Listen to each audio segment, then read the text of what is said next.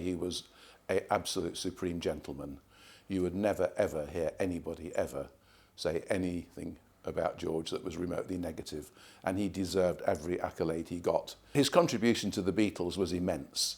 Who knows what the Beatles would have been like without George? I mean, I agree, you can't say a fifth Beatle, there were four Beatles, but his contribution to them, I'm sure, helped make them what they were. And he obviously spotted something in them at a very early stage, which led him to believe that he could make ultimately the kind of records that they did make.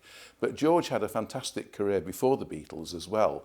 He's known just for the Beatles really, but before the Beatles he produced a huge string of hit records and some really weird and wonderful records that pushed the boundaries of pop. He was very friendly with Paul all the way to the end. I think he was close to George as well, and to John, very close with John. And you know, obviously John hasn't been around for a long time, but I think he did feel that he really was part of the Beatles family, and they were linked together, and I think that they must have really respected him, because there was never anything other than that feeling of solidarity between them.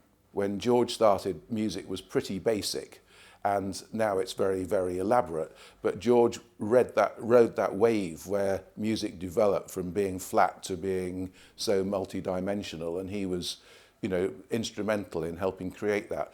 He was an expert at making martinis, prided himself on that. The thing that I'll miss most of all is when we used to go to race meetings together and stay overnight in hotels, and George would just have everybody captivated talking about all of the stories of things that happened in the past.